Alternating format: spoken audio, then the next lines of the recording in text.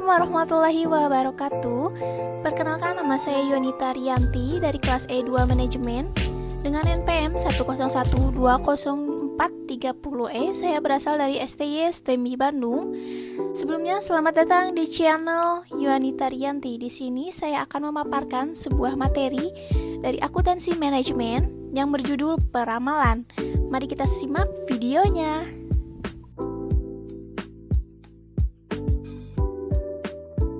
Saya akan menjelaskan pengertian peramalan. Apa sih pengertian peramalan itu?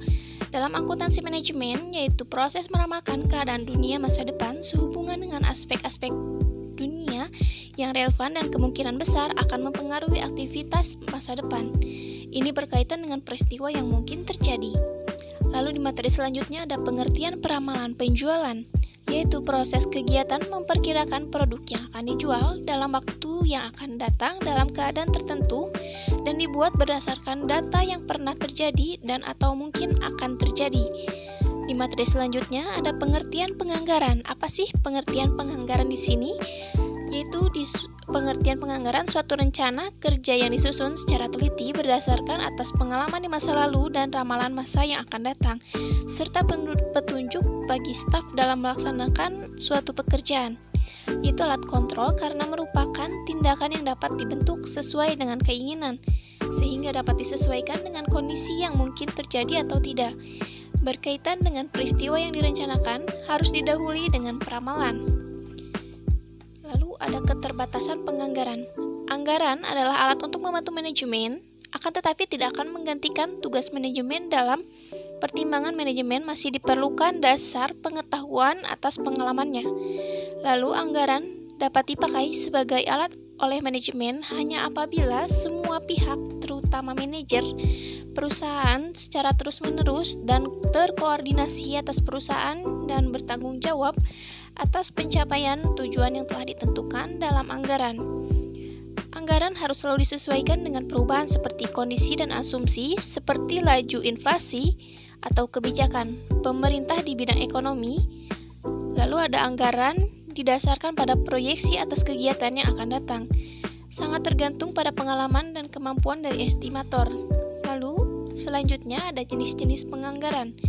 Menurut Gunawan Adisaputro dan Marwan Asri tahun 2003, berdasarkan isi anggaran, yaitu anggaran laba rugi dan anggaran neraca, ada berdasarkan jangka waktu, yaitu anggaran strategis dan anggaran taktis atau periodik dan kontinu. Berdasarkan segi kelengkapan, yaitu anggaran komprehensif dan parsial. Berdasarkan fleksibilitas, yaitu anggaran tetap dan anggaran variabel. Lalu prosedur penyusunan anggaran.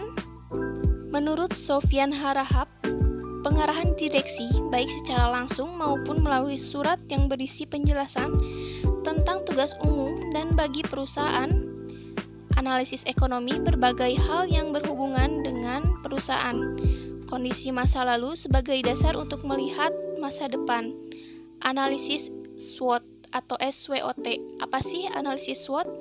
S itu strength yang berarti kekuatan, W itu weakness atau kelemahan, dan O itu adalah opportunities atau kesempatan. Yang terakhir ada threat atau ancaman. Syarat anggaran yang pertama adanya organisasi perusahaan yang sehat, yaitu organisasi yang membagi tugas fungsional dengan jelas dan menentukan garis wewenang dan tanggung jawab yang tegas. Yang kedua adanya sistem akuntansi yang memadai, yaitu penggolongan rekening yang sama antara anggaran dan realisasinya sehingga dapat diperbandingkan dan dihitung penyimpangannya. Pencatatan akuntansi memberikan informasi mengenai realisasi, anggaran dan selisih. Laporan dapat didasarkan pada akuntansi pertanggungjawaban. Yang ketiga, adanya penelitian dan analisis untuk menetapkan alat pengukur prestasi sehingga anggaran dapat dipakai untuk menganalisis prestasi. Yang keempat, adanya dukungan para pelaksana.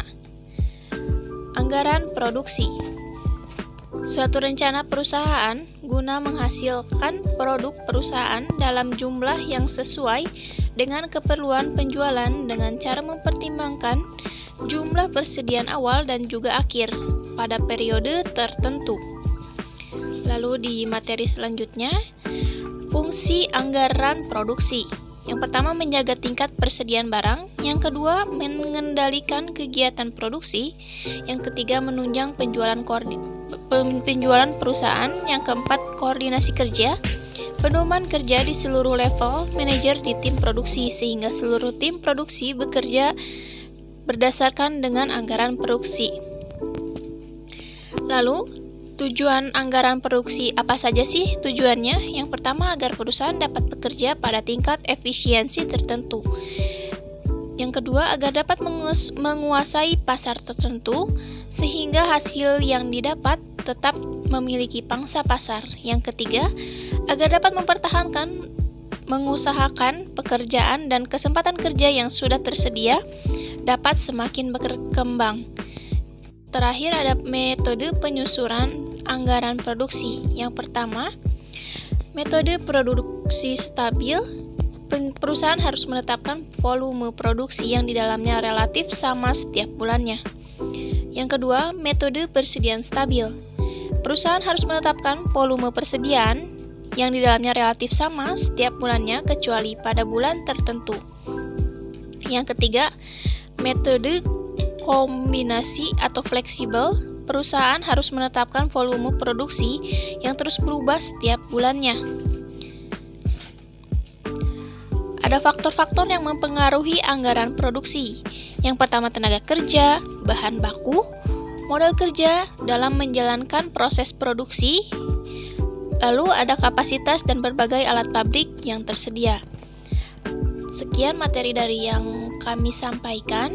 Mohon maaf apabila ada kesalahan, dan terima kasih sebelumnya telah menonton.